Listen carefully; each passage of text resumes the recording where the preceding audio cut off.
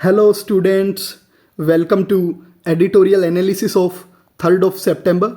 So students, in today's video lecture, we will cover 3 articles. The first one focuses on the paucity of women judges in the Supreme Court. The second one talks about the E20 fuel and challenges associated with it, whereas the third one pertains to international relations, titled as China's Parade and the Asian Geopolitical Divide. Okay, so let's begin.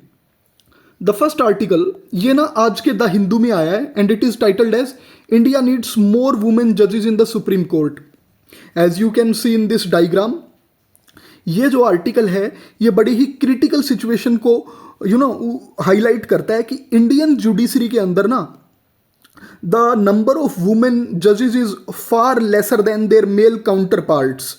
जो women जो है ना वो कम जजेस हैं भारत की न्यायपालिका में. इस डायग्राम में देखिए, मेल ज़्यादा है जुडिशरी में, फीमेल कम है. तो इससे क्या चैलेंजेस आते हैं and what are the merits of recruiting women जजेस इन इंडियन जुडिशरी, उसका क्या फ़ायदा हो सकता है, वो अपना कैसा एक्सपीरियंस लेके आ सकती हैं, ये सारी बातें करता है. सो let's begin.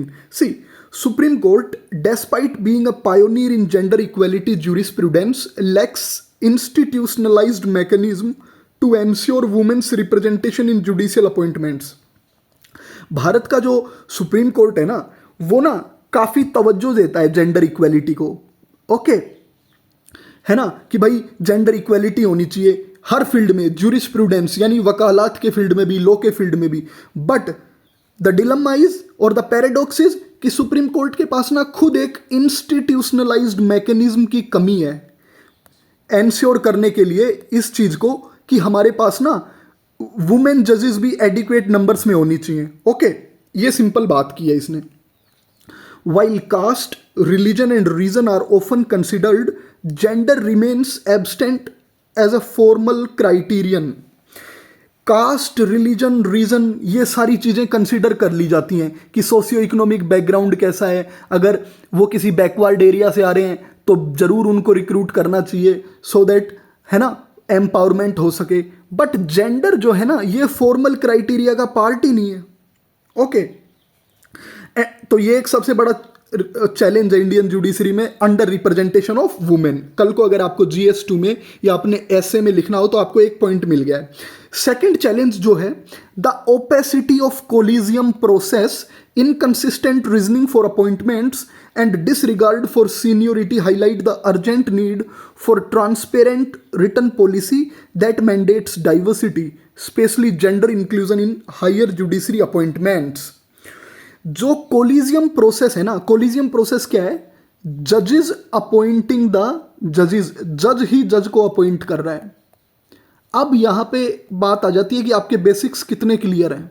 जजेस अपॉइंटिंग द जजेस, आपने फर्स्ट जज केस, सेकंड जज केस, थर्ड जज केस ये पढ़े होंगे है ना. लक्ष्मीकांत में भी हैं ये, एज वेल एज आपने GS का सिलेबस किया होगा जब अगर आप पढ़ते होंगे कि फर्स्ट जज केस में क्या था कि सुप्रीम कोर्ट के जजेस को जब अपॉइंट किया जाएगा ना तो गवर्नमेंट जो है ना वो उसकी प्राइमेसी रहेगी, प्राइमेसी ऑफ गवर्नमेंट की रिकमेंडेशन एडवाइस सबकी ली जाएगी लेकिन गवर्नमेंट निर्धारित करेगी किसे नियुक्त किया जाए. सेकंड जज केस में इट वॉज हेल्ड कि ये जो चीफ जस्टिस ऑफ इंडिया जो है ना और उनका जो कोलिजियम है वो डिसाइड करेंगे. और थर्ड जज केस में भी यही बात थी, but chief justice of India plus ये मैंडेटरी कर दिया गया था कि जो कोलिजियम, जो पूरा कोलिजियम होगा ना उसमें 4 जजेस और होंगे, यानी चीफ जस्टिस ऑफ इंडिया होगा एक और 4 जजेस, यानी जो ये कोलिजियम होगा ये 5 मेंबर्स का होगा. तो ये आपकी क्या है, कोलिजियम प्रोसेस है जजेस को नियुक्त करने की. बट इसकी वीकनेस क्या है कि इसके अंदर कोई ट्रांसपेरेंसी नहीं है. It is very opaque. Okay, पता ही नहीं है. बस चीफ जस्टिस ऑफ इंडिया और 4 सीनियर मोस्ट जजेस बैठेंगे, सेलेक्ट कर लेंगे और रिकमेंड कर, वो प्राइम मिनिस्टर को भेज देंगे अपना रिकमेंडेशन. प्राइम मिनिस्टर प्रेसिडेंट को रिकमेंड कर देगा कि अब इसे अपॉइंट कर दिया जाए. सो थोड़ी सी कोलिजियम प्रोसेस में ओपेसिटी है. ओके, तो ये क्या है, it is against the principles of transparency. कोई रिटर्न पॉलिसी भी नहीं है. अब हमें ज़रूरत है कि ये कोलिजियम प्रोसेस की जगह एक रिटन पॉलिसी होनी चाहिए जिससे डाइवर्सिटी आए हमारी जुडिशरी में, as well as gender inclusion हो सके हायर जुडिशियल अपॉइंटमेंट्स में। ओके, तो देखिए बड़े ही अच्छी अच्छी बातें आपको पता चल गई हैं। दो challenges, opaque collegium process and under representation of women. Now issues क्या हैं? अब जो ये कोलिजियम प्रोसेस है ना, it lacks transparency and clarity. पता नहीं वो 4 सीनियर मोस्ट जजेस बायस्ड हैं या इम्पार्शियल रह के अपॉइंट कर रहे हैं। Okay, next is gender not institutionalised criteria of selecting a जज। Third, very few women in supreme court and high courts representation gap. बहुत कम महिलाएं हैं सुप्रीम कोर्ट और हाई कोर्ट में। ठीक है, this is a serious challenge that plagues Indian judiciary. Now, other concerns are there is no formal or written policy for diversity and inclusion in higher judiciary. कोई नियम, कोई कानून कायदा, कोई ऐसी पॉलिसी भी नहीं है न्यायपालिका में। देख रहे हो आपका सुप्रीम कोर्ट जो इट प्राउड्स ऑफ इट सेल्फ की ये फंडामेंटल राइट्स को सिक्योर करता है, ये सब that is good, but still the challenges lies. देखिए कितना बड़ा चैलेंज है। Now collegium resolution is inconsistent in disclosing reasons. अब ये जो कोलिजियम प्रोसेस है ना, जहां chief justice of India plus 4 senior most जो जजेस होते हैं, ये मिलके जब नियुक्त करते हैं तो वो डिस्क्लोज ही नहीं करते रीजंस कि किस बुनियाद पे उन्होंने अपॉइंट किया। ओके, बस कुछ ही चीफ जस्टिस रहे हैं हमारे पास, जैसे Deepak Mishra, chief justice of India DY Chandrachud, जिन्होंने डिस्क्लोज किए थे रीजन कि अगर किसी जजेस को अपॉइंट किया गया है तो ऑन व्हाट ग्राउंड्स, उनकी क्या एबिलिटीज हैं, उनका प्रोफेशनल एक्सपीरियंस कितना है। Okay, next is, this is also a serious issue, senior women high court जजेस ओवरलुक्ड डेस्पाइट सीनियोरिटी।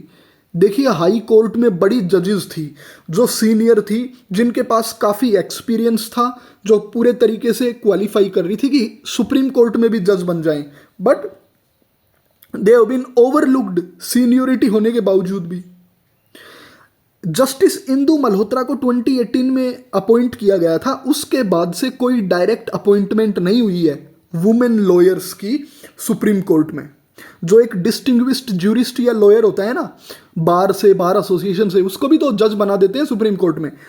आज देख लीजिए 7 years हैव इलेप्स्ड, 7 साल हो गए, कोई महिला को नियुक्त नहीं किया गया है डायरेक्टली बार से। और ये एक चैलेंज है भी, यहाँ डायरेक्टली भी नहीं किया, एज वेल एज सीनियोरिटी के बेसिस पे आप कर ही नहीं रहे हो। नेक्स्ट इज, अब जेंडर रिप्रेजेंटेशन मैटर क्यों करती है भाई? महिलाएं आ जाने से क्या फायदा होगा? सिंपल बात है, वुमेन जजेस bring unique perspectives based on personal professional experiences. जो वुमेन जजेस होंगी ना, वो एक यूनिक वो लेके आएंगी, मतलब आप बोल सकते हो यूनिक पर्सपेक्टिव, एक अलग नज़रिया, एक अलग दृष्टिकोण लेके आएंगी सुप्रीम कोर्ट या हमारी इंडियन जुडिशरी के अंदर, उनके खुद के पर्सनल और प्रोफेशनल एक्सपीरियंस पे।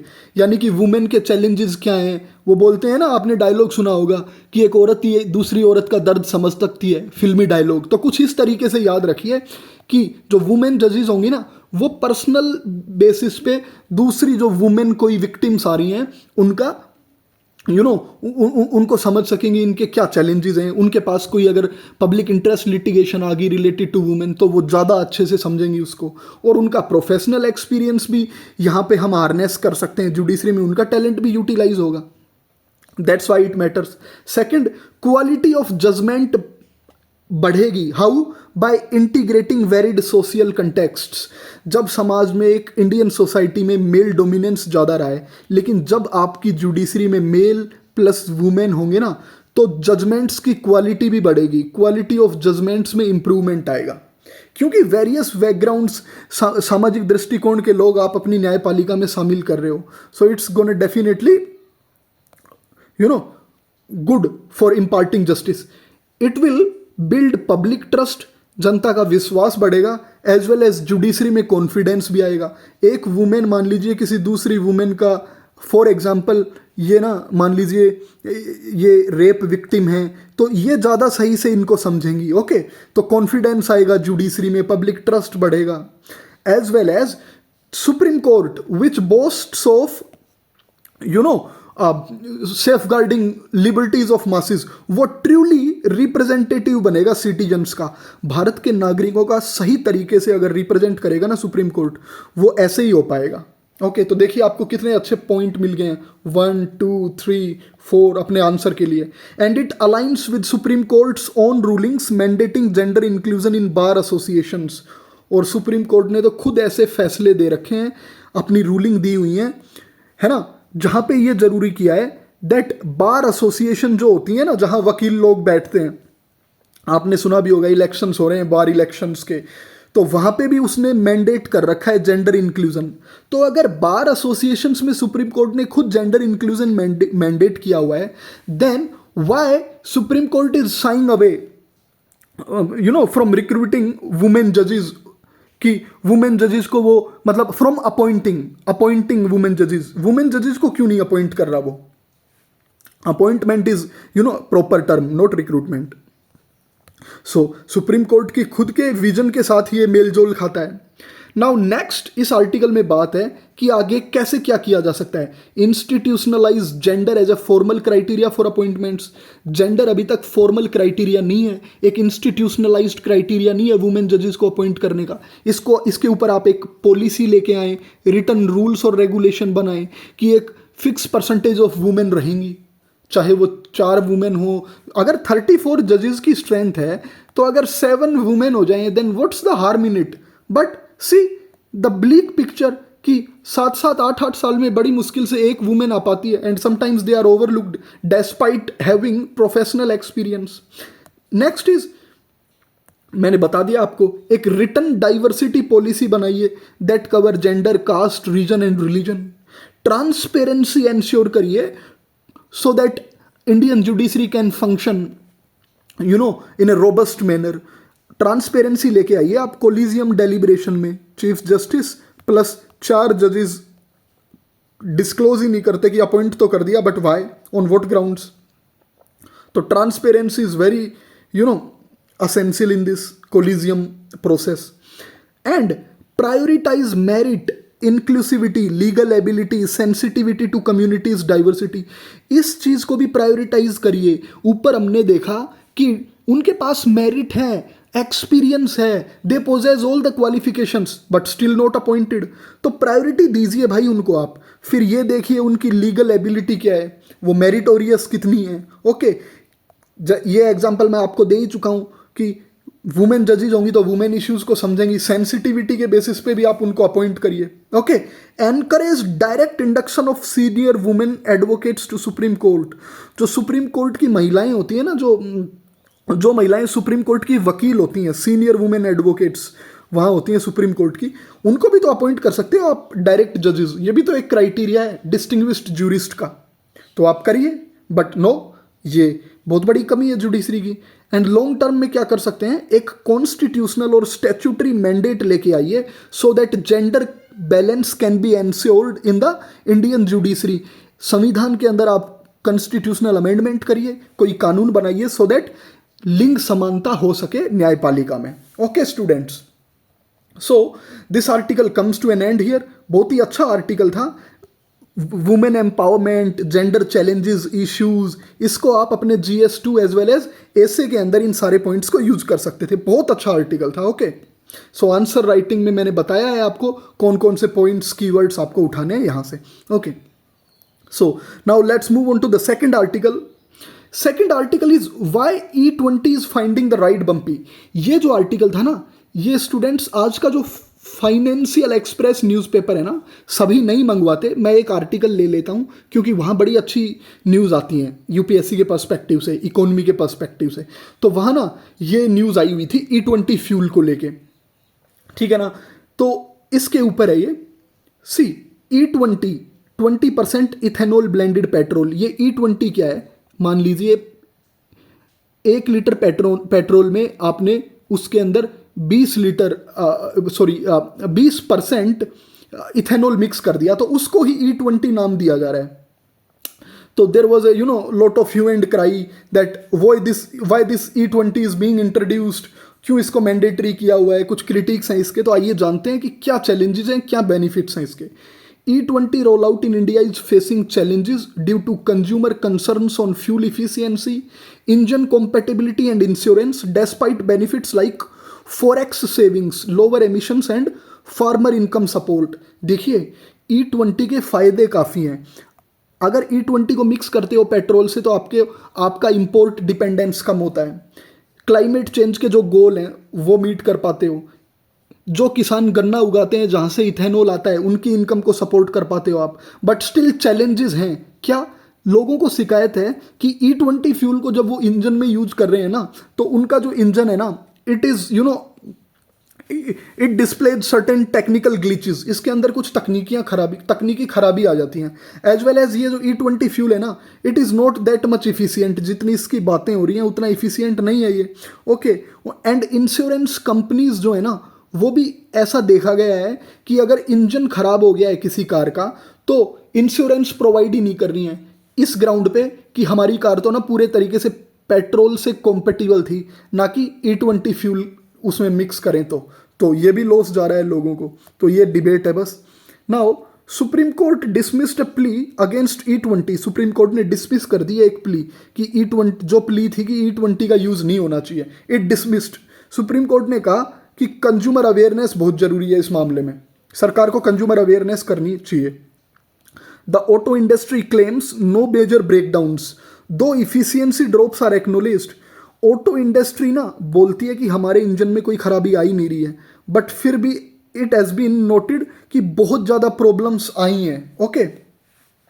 इफिशियंसी में कमी आई है, ये तो इंडस्ट्री ने खुद ने भी माना है.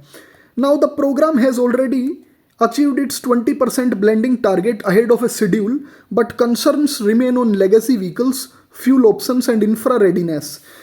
प्रोग्राम जो है ना, जो इथेनॉल ब्लेंडिंग प्रोग्राम है इंडिया का, इसने अपना टारगेट अचीव कर लिया है 20% का कि ये करेंगे गिवन टाइम से पहले ही. मतलब एक जो आपकी डेडलाइन थी ना 2025 या 6 जो भी थी मिशन के अंदर, उससे पहले कर लिया है. तो it is good thing. Okay. अब है आगे क्या ऑप्शंस हैं. आगे अब लेगेसी व्हीकल्स, फ्यूल ऑप्शंस क्या हैं. अब E20 से E30 पे जाया जा सकता है क्या, है ना. कितना इंफ्रास्ट्रक्चर और इंडिया को रेडी करना पड़ेगा. ऑल दिस, ये सारी बातें हैं. नाउ ये हमने बात करी ली है concerns associated with it, that engine damage हो रहा है ओल्डर व्हीकल्स का. इंश्योरेंस इशू, कंपनी इंश्योरेंस नहीं दे रही है अगर इंजन E20 से आपने वो कर लिया तो, इंजन में E20 फ्यूल यूज़ किया है तो. E20 compatibility not fully tested for older vehicles. और जो पुराने व्हीकल्स हैं ना उन पे अभी तक ये पूरे तरीके से टेस्ट नहीं की गई है. इंडिया ने E20 फ्यूल को कब रोल आउट किया? 2023 में. बट ओल्डर ब्लेंड्स जो थे ना, जब E5, E10 more compatible with older vehicles are no longer widely available. India ने रोल आउट तो कर दिया था, लेकिन जो ओल्डर व्हीकल्स के लिए ये फ्यूल अवेलेबल नहीं थे, तो ये मजबूरी हो गई थी कि अब उनको इसमें यूज़ किया, इन फ्यूल्स को यूज किया जाए उनमें. एंड प्रॉब्लम ये आ रही है कि ओल्डर व्हीकल्स कॉम्पेटिबल नहीं है E20 फ्यूल से. Automakers asked to verify vehicle compatibility, signage at petrol pumps introduced. Automakers बोल रहे हैं कि साइन बनाओ आप, हमारे यहाँ भी E20 मिलता है and all this. So this is the controversy. But more important चीज़ जो यूपीएससी पर्सपेक्टिव से है कि क्लाइमेट चेंज से हमारे जो नेशनली डिटरमाइंड कंट्रीब्यूशंस जो हमने बड़े बड़े इंटरनेशनल एग्रीमेंट साइन कर रखे हैं, पेरिस एग्रीमेंट, उन सब से उन गोल्स तक पहुंचने में कैसे हेल्प करता है ये हमारी. This also we have read कि सुप्रीम कोर्ट ने डिसमिस कर दिया PIL. Okay. Now important thing is what is ethanol blending. Ethanol जो होता है ना, it's an alcohol based biofuel. ये एल्कोहल पे आधारित एक बायोफ्यूल है and it is derived from plants, sugar cane, corn, maize. Okay. और इसके बेनिफिट्स क्या हैं इथेनॉल के? It reduces fossil fuel dependence. आपको आपके जो फॉसिल फ्यूल्स हैं ना उस पर आपकी डिपेंडेंस कम होगी अगर आपका इथेनॉल ब्लेंडिंग प्रोग्राम सही चल रहा है तो. ओके. पेट्रोल डीजल कम यूज़ करेंगे लोग या इन मिक्स यूज़ करेंगे इथेनॉल के साथ, तो कहीं ना कहीं ये इकोनॉमी को एडवांटेज तो देगा ना. Then lower greenhouse gases. ये देखिए इंटरनेशनल एग्रीमेंट्स आप रोज साइन करते हो, है ना. आज क्लाइमेट चेंज की ये कॉन्फ्रेंस है, वो है, तो उनके जो गोल्स हैं ना ग्लोबल वार्मिंग को कम करना है, तो ये उसमें भी मदद करेगा. As well as it ensures कि सस्टेनेबल एनर्जी का जो यूज़ है वो प्रमोट हो. ठीक है, तो बिल्कुल यहाँ यूपीएससी की मेन बातें आई हैं कि फ़ायदा क्या है इथेनॉल ब्लेंडिंग का। क्लाइमेट चेंज गोल्स पे पहुंचेंगे आप, सस्टेनेबल ग्रोथ, सस्टेनेबल एनर्जी का यूज होगा, एज वेल एज इकोनॉमिकली भी फायदा होगा, आपका इंपोर्ट डिपेंडेंस कम होगा। अब इंडिया के अंदर जो इथेनॉल ब्लेंडिंग है ना पेट्रोल में, ये पिछले 11 ईयर्स में 13 टाइम्स इंक्रीज हो चुकी है। E20 petrol is equals to 20% ethanol and 80% petrol. ये मैंने आपको बता दिया है कि 1 लीटर पेट्रोल में जब 800 मिलीलीटर पेट्रोल हो और 200 मिलीलीटर इथेनॉल हो, 200 मिलीलीटर इथेनॉल, तो ये बोल लीजिए आप E20। E30 कब हो जाएगा ये? जब 700 मिलीलीटर पेट्रोल हो और 300 मिलीलीटर्स आपका इथेनॉल हो, तो उस क्वांटिटी के बेसिस पे इसको नाम दिया गया है। अब इथेनॉल प्रोडक्शन भी ना इंडिया के अंदर काफ़ी बड़ा है, एज वेल एज ये भी बात हो रही है कि इंजन्स तो ऐसे भी हैं जो कॉम्पेटिबल हैं E85 पेट्रोल से। देख रहे हो आप हमारी कितनी डिपेंडेंस रिड्यूस हो जाएगी पेट्रोल से, पेट्रोल पे से, अगर हमने ये कर लिया तो E85 पे पहुंच गए तो आप। अब नीति आयोग की report, see this is very much important. जब जब आप अपने आंसर्स में गवर्नमेंट डेटा कोट करेंगे ना आप, क्लाइमेट चेंज से जुड़े हुए आंसर में, या एथेनॉल पे GS3 में क्वेश्चन आ गया तो definitely it will fetch you marks. Blending up to 20% reduces fuel efficiency by 6-7% in 4 wheelers and 3-4% in 2 wheelers. Niti Aayog ने माना है कि जब 20% तक इथेनॉल पेट्रोल में मिला देते हैं ना, तो फ्यूल इफिशियंसी थोड़ी कम तो होती है, बट 6 से 7% कम होती है कार में। और जो 2 व्हीलर्स आपके मोटरसाइकिल्स और आपके जो काफ़ी जो है ना जो स्कूटर्स हैं, उनमें 3 से 4% कम होती है। अब करना क्या होगा, अब लोगों को यहाँ फ्यूल इफिशियंसी, यानी फ्यूल इफिशियंसी से आप क्या समझ रहे हैं, जल्दी खत्म हो जाता है तेल। तो इस प्रॉब्लम से डील करने के लिए क्या करना होगा, retail price should be lower than normal petrol to compensate. जो रिटेल में आप इथेनॉल के साथ ब्लेंड करके बेच रहे हो ना पेट्रोल को, वो आप उस कीमत पे दीजिए लोगों को जो नॉर्मल पेट्रोल की कीमत है उससे कम हो, ताकि उनको जो ये नुकसान है ना, या फ्यूल इफिशियंसी कम होगी, ज़्यादा मतलब फ्यूल कंज्यूम करते हैं अब व्हीकल्स, ताकि फिर उनको एक तरीके से आप कंपनसेट कर दो for this reduction in fuel efficiency. Okay, and ethanol provides equivalent efficiency at lower cost than petrol. और फिर इथेनॉल भी एक तरीके से ठीक ठाक इफिशियंसी प्रोवाइड कर देता है कम कीमत पे देन पेट्रोल। ये बात नीति आयोग ने अपनी रिपोर्ट में बताई थी। ठीक है ना, ये बहुत इंपॉर्टेंट आर्टिकल है। ज़्यादातर आप लोग ना केवल IR या ये आर्टिकल पढ़ लेते हो जैसे इकोनॉमी के, लेकिन क्लाइमेट चेंज के पर्सपेक्टिव से बहुत इंपॉर्टेंट है।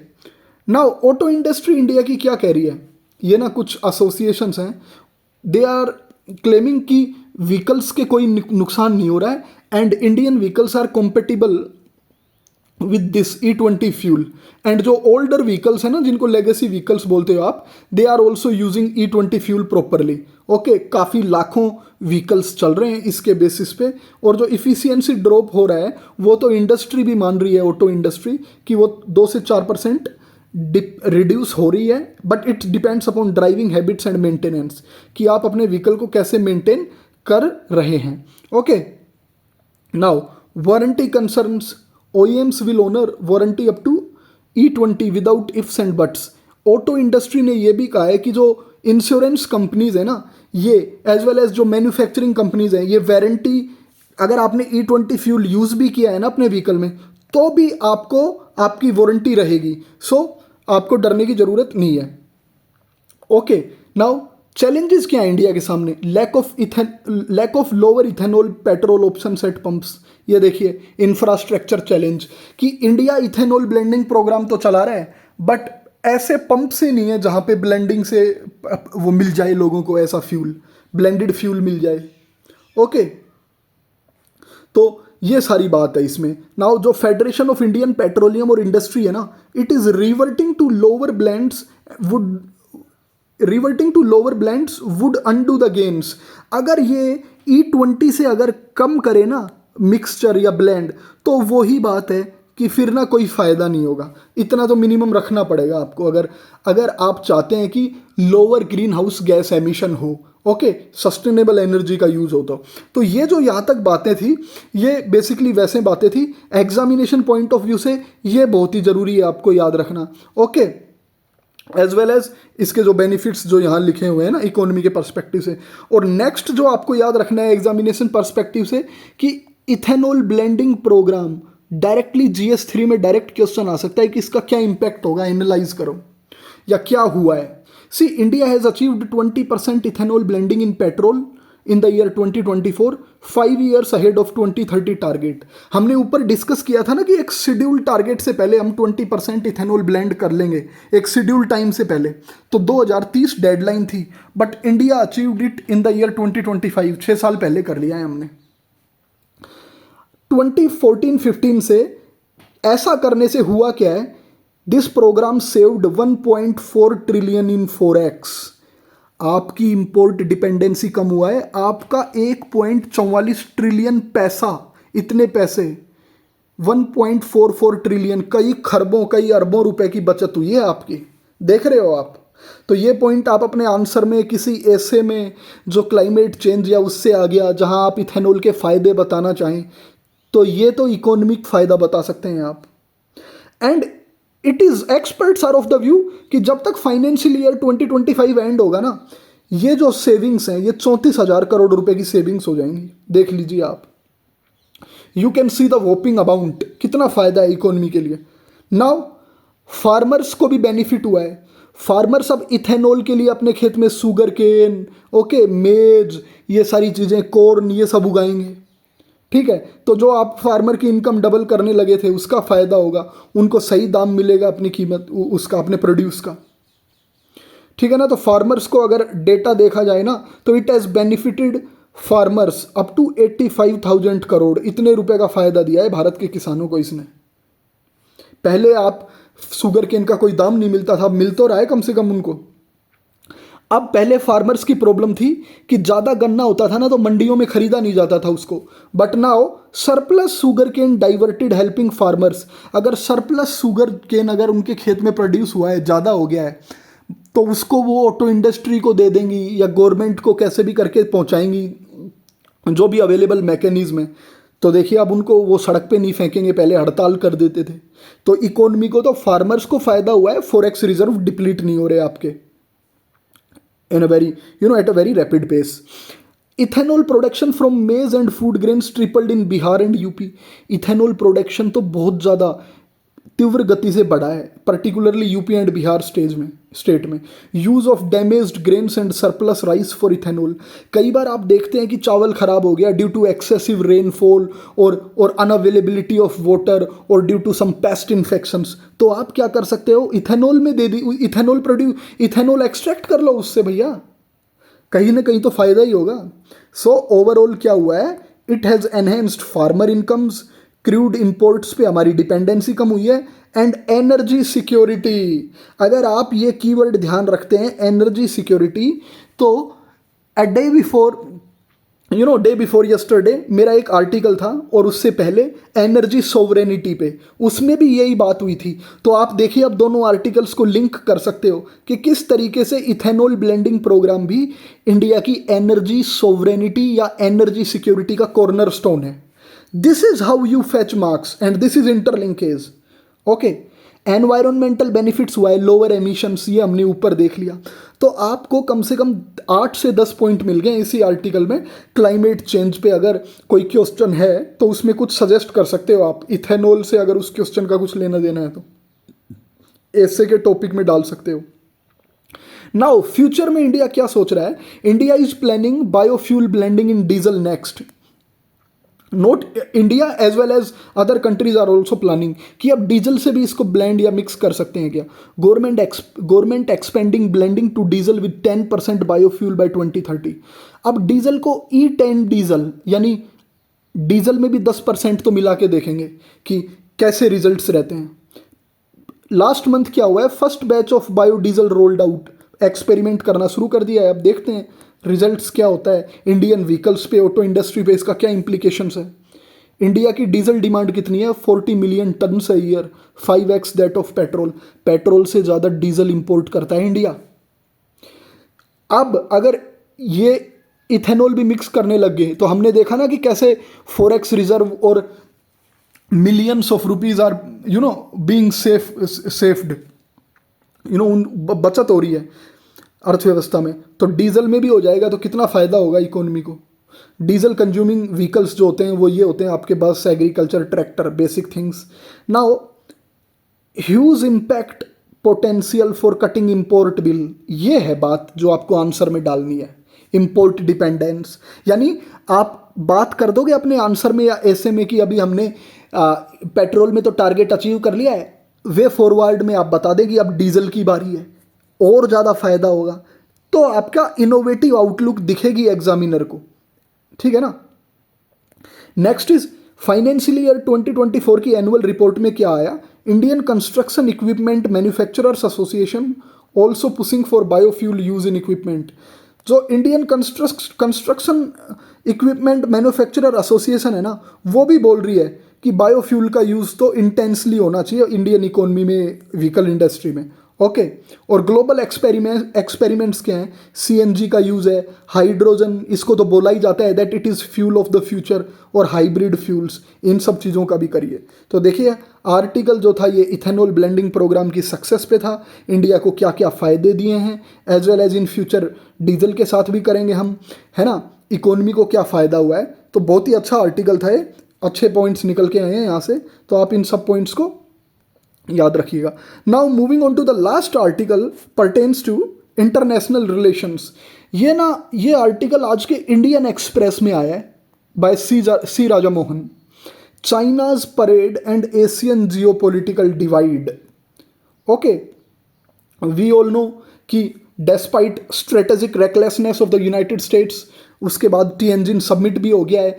India is also attempting as well as China is attempting to mend or improve their relations or mend their ties, तो उसके ऊपर है।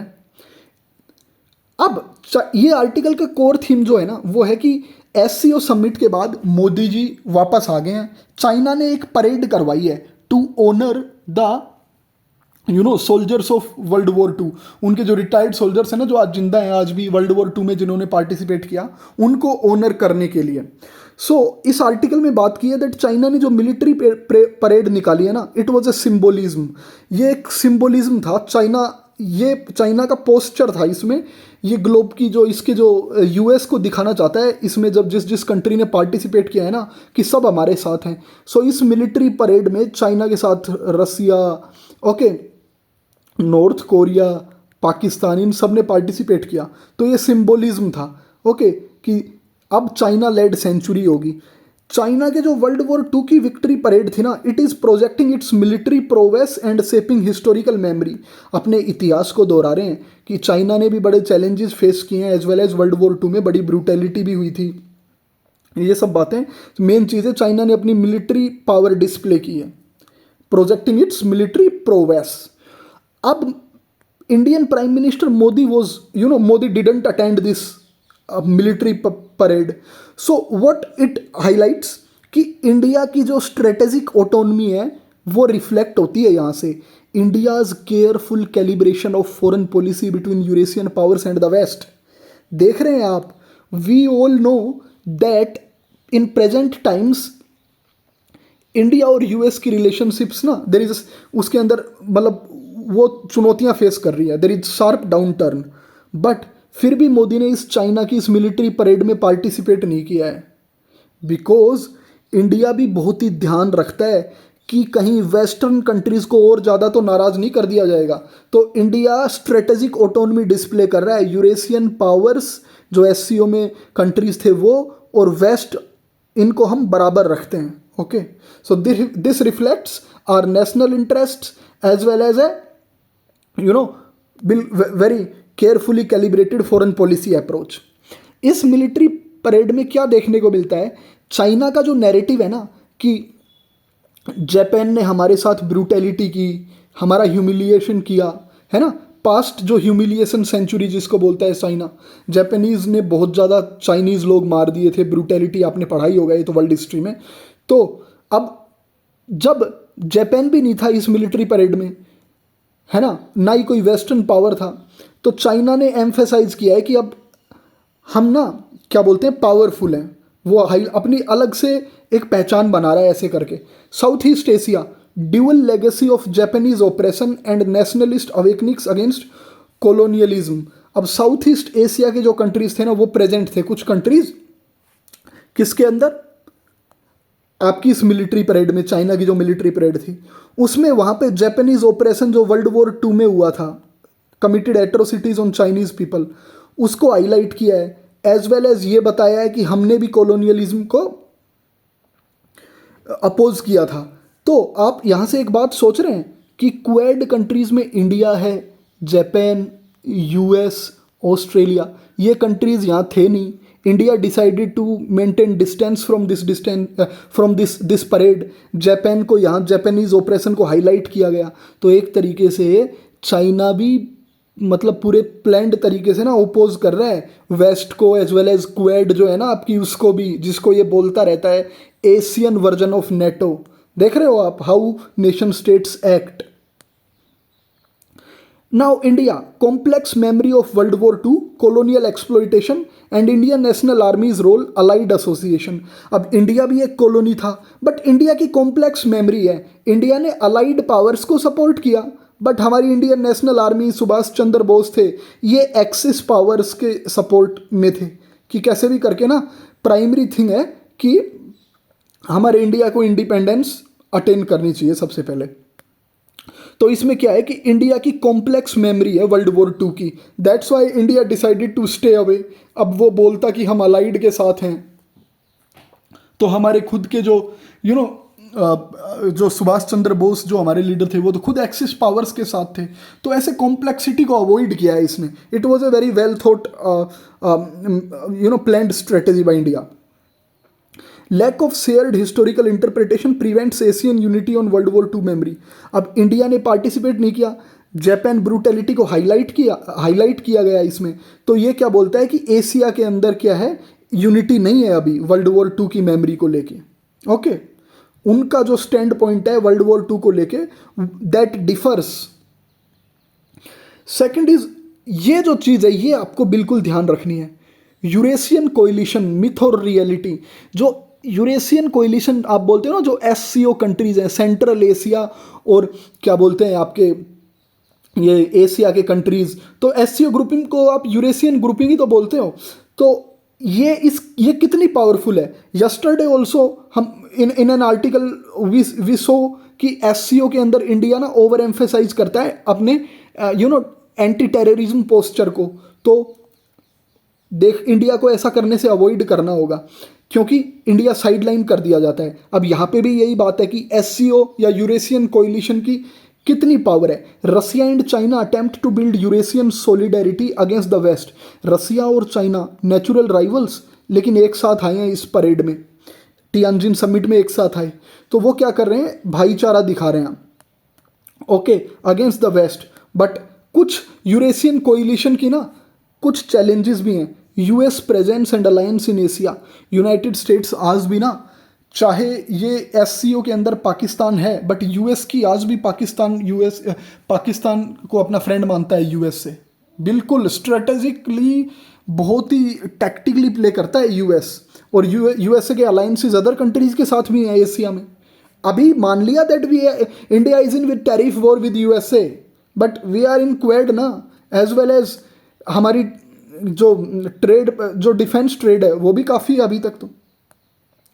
तो इससे क्या पता लगता है कि यूरेशियन कोइलिशन जो है ना वो इतनी वो नहीं है, पावरफुल नहीं है जितनी ये दिख रही है, क्योंकि यूएस का एशिया में प्रेजेंस है। Divergent national interest of Asian states. Asian states जो है ना उनके नेशनल इंटरेस्ट ही डाइवर्ज कर रहे हैं।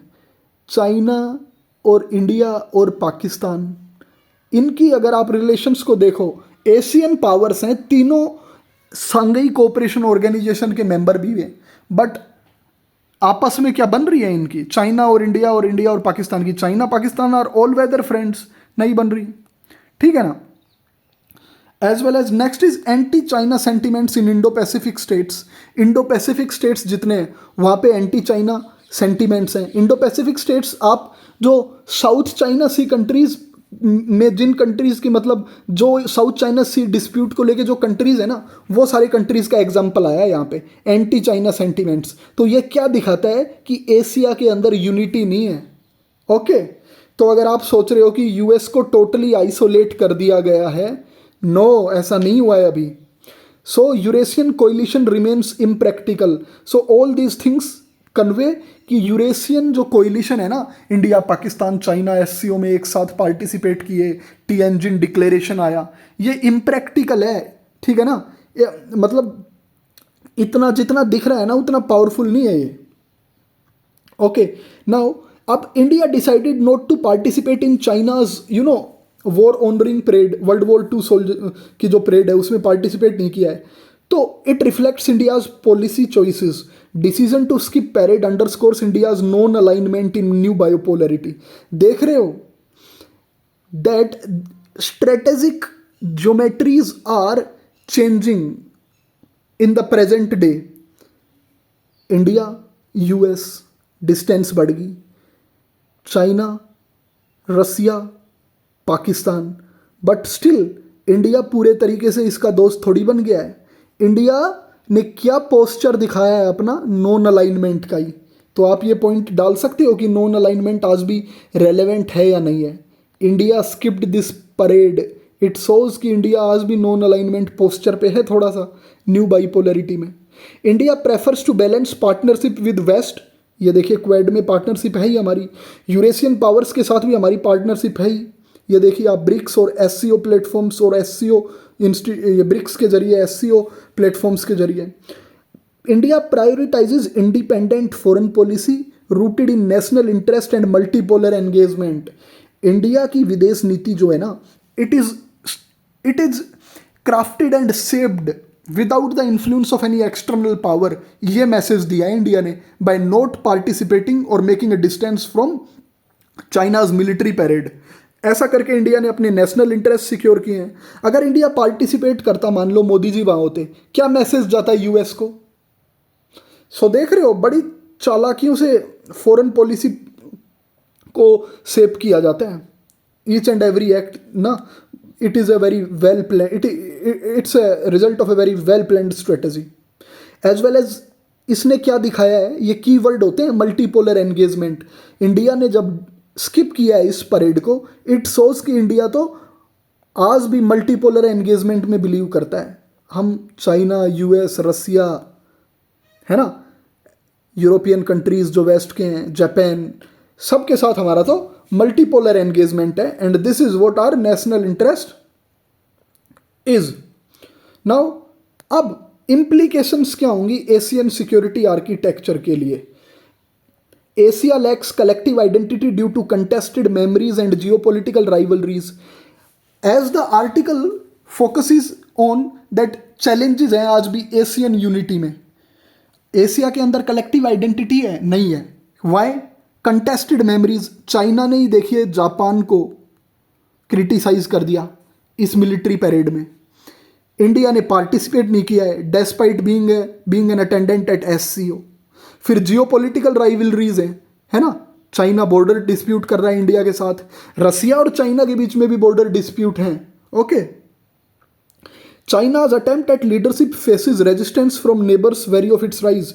चाइना जो आज अपने आप को प्रोजेक्ट कर रहा है ना दैट इस तरीके से that China is going to be the standard bearer of multipolarity और मल्टीलैटरलिज्म, वो चिंता देता है उन कंट्रीज को जो चाइना के पड़ोस में है, पर्टिकुलरली इंडिया को, कि चाइना राइज ना कर जाए। इंडिया को भी तो टेंशन है भैया, चाइना राइज ना कर जाए। कोई भी कंट्री यूं थोड़ी देखता है कि वो मेरे से ऊपर जाए। US remains central to regional balance of power. देख रहे हैं आप, यूएस आज भी it is very central to regional balance of power.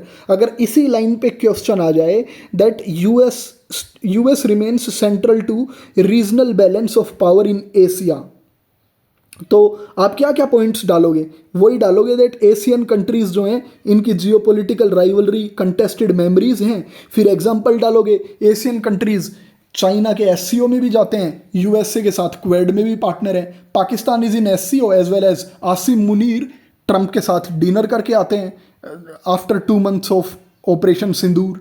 देख रहे हो आप यूएस का central role in balance of power in Asia. India sees opportunity to act as a swing state and balancing power in Indo Pacific. अब India के सामने एक opportunity आई है कि इंडिया ने एक तो दिखाया है कि हम एक स्विंग स्टेट हैं, एज वेल एज इंडिया ने बैलेंस ऑफ पावर का भी परिचय दिया है इंडो पैसिफिक में। स्विंग स्टेट क्या है कि जहां इंडिया को अपने नेशनल इंटरेस्ट मैक्सिमाइज करने होंगे ना, वहीं पे ही इंडिया क्या करेगा,